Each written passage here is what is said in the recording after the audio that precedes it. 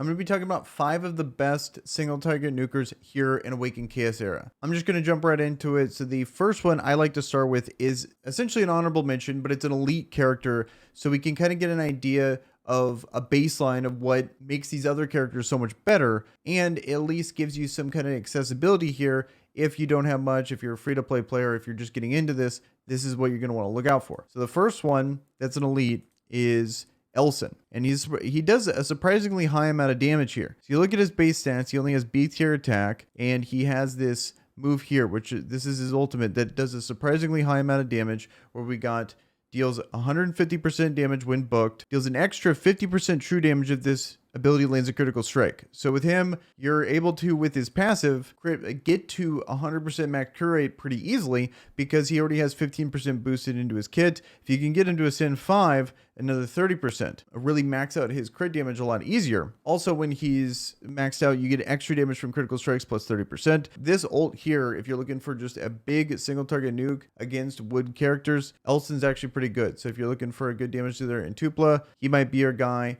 if you're on a budget or don't have many fair heroes. Now that we kind of get an idea what he's bringing to the table, let's look at some of the actual ones for this list here that are going to be in the epic and legendary category. Here's the ones I'm most excited about. I think the wood faction has a lot of good ones here. What I'm going to bring up is this chick. I tried Googling how to pronounce her name. Inua. Google didn't even have a suggestion for me. I don't know. Aunt Inua, whatever. I've never seen it to where I try to pronounce a name on Google and it literally doesn't even show up. You know, you scroll down, don't see it. Whatever. That's the best I got. I'll just call her Aunt for now. But reason why she's so good, her ult here deals 200% damage to an enemy. If this character has Unicorn's Blessing, then grants a bonus turn. So she gets it in the beginning with her passive here, grants Unicorn's Blessing at the start of battle. What Unicorn's Blessing does is when attacking, deals 30% bonus damage. When attacked, reduces damage taken by 30%, removes this effect upon taking damage. So you want to make sure you go first, or at least don't get hit when someone else goes before you, because you really want the 30% bonus damage of this, and you want to be able to take the bonus turn. So you do 200% damage modifier, boosted damage by 30%. She goes again.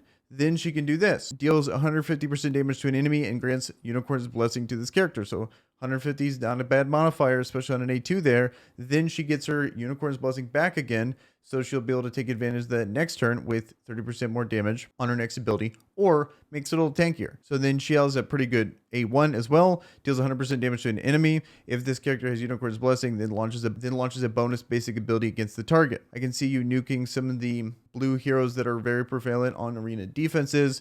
Definitely one of the best characters in the guild raid currently. If you're looking for a damage dealer against the blue boss, she's awesome. Also, base stat wise, unfortunately, she's not very survivable, but she's one of the few epic characters that's a damage dealer that has S tier attack. Like Nathalia is another one. She's one right here. S tier attack's pretty rare in an epic hero, so it's really nice, especially on a good kit like this, that she has access to that. And then everything else is not bad. I like B tier speed. It's not too slow. C tier is where you really start to feel it, in my opinion. There's a lot of B tier damage dealers. You're really competing with the field there on speed.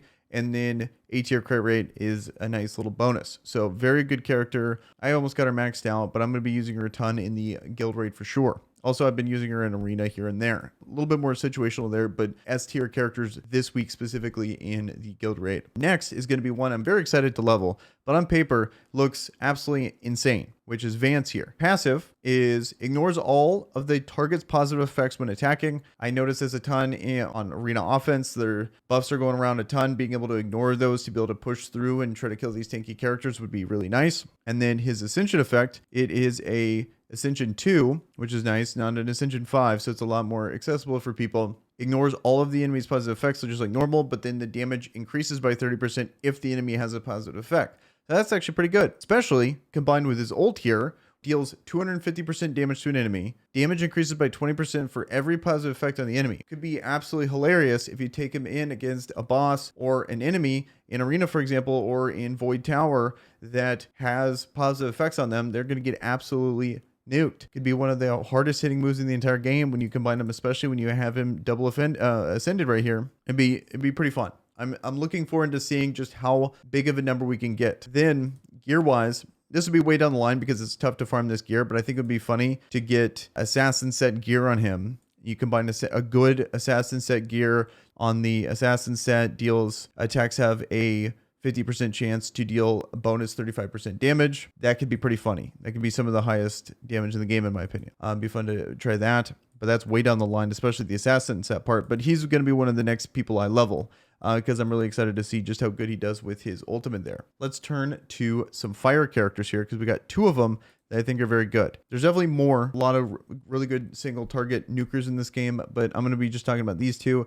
We can cover the ones I leave out in another video. First one is going to be Raka here. I like him because not only does he do a ton of damage, but he has good utility. So his ultimate here is removes all positive effects from a target, then deals 200% damage. I really like the removes all positive effects, especially I've been playing a lot of arena. Positive effects are really annoying. Being able to just remove those is great. Even though he's a damage dealer, having a little bit of focus on him to make sure that lands would be awesome. Damage from this attack scales with this target's max health. This makes him great against Tupelo. Easily one of the best characters in being able to handle that dungeon. Void Tower, the health totals get pretty crazy. So if you're having trouble maybe killing a Methasia, for example, he would be your guy to be able to help out with that. In the hard bounty missions, they have a ton of health too, so it's going to scale well there. So he has a lot of uses in this game, especially, you know, if you're one of the main characters for a dungeon, that alone means you're going to get your money's worth there. The fact that he's so useful in so many other parts of content make him very solid. To round out his kit here, he deals 150% damage to an enemy and recovers health equal to 50% of the damage dealt. That's nice. He has a little self-sustain there on his A2.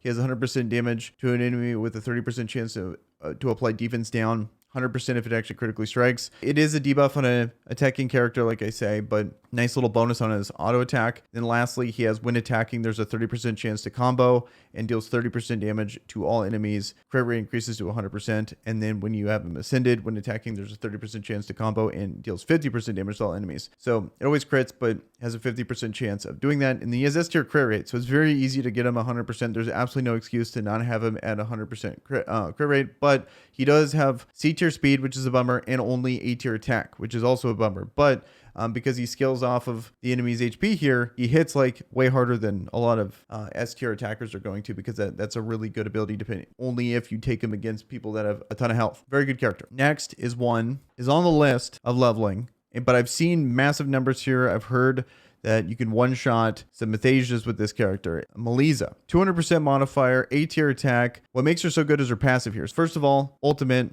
deals 200% damage when booked and then applies no positive effects, which is a very good debuff if you can get it to land. Check out her passive here, which is Vanguard. For 3 turns at the start of battle, the effect diminishes every round. The effect, though, is insane. So this is Vanguard 2. Keep in mind, this is the upgraded version if you ever ascended, and she is a 2 ascent. Not out of the realm of possibility there. 45% attack and crit damage and speed. So she goes fast. She has a big attack boost and a crit damage boost. You can just get her to make sure she goes. Ideally, you'll have your Windjack scope right before her, and you can just one-shot someone. Just absolutely nuke them. Probably put like defense down with Windstracks, put an attack up with her, and just let her just one-shot whoever would be pretty insane, because that's easily one of the biggest buffs in the game. The combination of 45% attack and crit damage is pretty hilarious. And speed. Very cool there. I look forward to, kind of with Vance. I look forward to her and Vance, depending on, because, the affinity bonus is so big. Both of them are going to be worth getting. That's going to be it for the fire characters here. Let's look at a water hero. So I covered her in my AoE nuker section, but I think this more so speaks to just how good Sierra is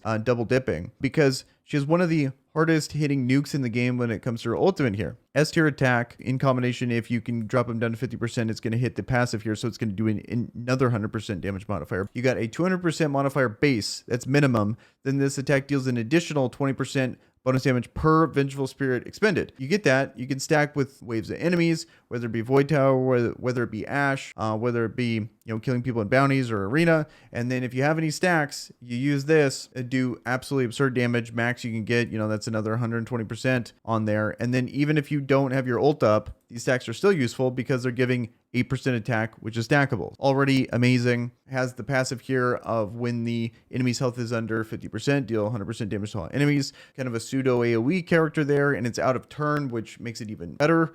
And it's only on a 2-turn cooldown, so it comes up a ton. or once every 2 rounds. So especially if you're going through content that has multiple waves, you get to take advantage of this a lot. And then lastly, her auto attack is great because not only does it do 100% damage to one enemy, but applies increased damage taken for 1 turn. So very good there. The last water hero that we're going to talk about here that I think is a little underrated, but very good, is going to be Andre. Like, what makes him so good is combination here. So we got the passive, which is if this character has rage, then grants 30% crit damage. If not, then attacks have a 50% chance to reduce the ultimate ability by 1 turn. If you have him ascended, if this character has rage, grants 50% crit damage. If not, this attack has a 100% chance to reduce the ultimate ability's cooldown by 1 turn. Definitely want him ascended to make sure it's 100%. Whenever it's a percentage like a coin flip like that, it's a big deal to not have him ascended. It's only a 2 ascend, so hopefully get lucky or you save your purple ascension materials for him if you're going to use them. He has easily one of the hardest hitting when you combine his passive and the big modifier here. He has A tier attack, deals 250% damage to an enemy, and grants 2 rage, plus 1 rage per critical strike. So you combine that with his massive boost to his own crit damage. Very good. Passive here counters an enemy attempt to inflict a negative effect with a total dispel granting plus 1 rage. Can only be triggered once per 3 rounds. Then lastly, has a 80% damage modifier on his A1. If this attack has rage, then the attack expends 1 rage to deal double damage. 80% is on the low end for auto attacks, especially with an A tier attacker. It's kind of a bummer, but he doubles it when he has rage. 160%. You add him with someone like William, you get another 40% boost or 60% boost. If you have him ascended, you got a ton of single target damage with this character when you combine the ult, when you combine his passive, all this stuff. Very good nuker here in Andre. And then lastly, let's talk about the super hard to get characters. We got a light dark legendary here in Krazerzak here. So Krazerzak is one of my favorite characters currently in the game. I try to force him into every team. He's very fun. Strategize team comps with him, but I saved him for last because Light Dark Legendary is very hard to come by. But if you got him,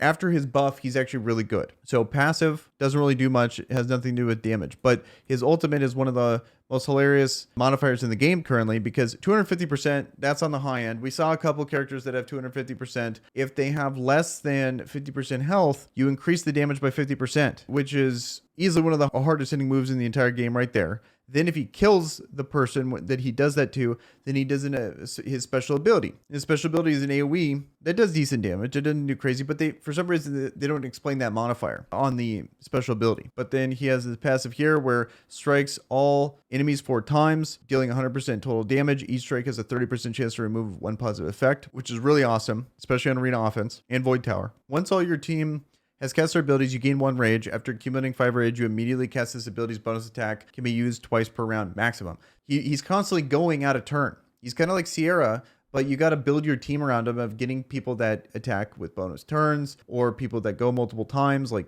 Jacob, for example, or the girl that I can't pronounce. She's another character. Evra is a great character to pair with him. You know, stuff like that. Gubeg, another one that's really good where you constantly are taking advantage of all these other turns, and then he's going to be constantly AoEing. When you do the active of his passive here, each strike has a 30% chance of removing 1 positive effect. It's actually pretty common because you get 4 chances of 30%. So the odds are in your favor there. But I believe the passive that happens at a turn also potentially can remove positive effects. But I can't confirm that because it's random and you only get 1 instead of 4 times. So it's a true 30% there. It's hard to tell if that happens or not. I think it does. And then lastly, he has a very useful A1 here, which deals 100% damage to 1 enemy and applies Unhealable for 2 turns. Unhealable is don't underrate Unhealable. It's a very good passive, especially in arena offense beating these tanky teams. If you have the patience to beat these tanky teams, Unhealable is a very clutch debuff to be able to help beat them. That's pretty much it for this list here. I'm going to be calling it here. There's definitely other single target damage dealers that are very good in this game. I just want to highlight a few of my favorites. Let me know in the comments below which heroes you've been using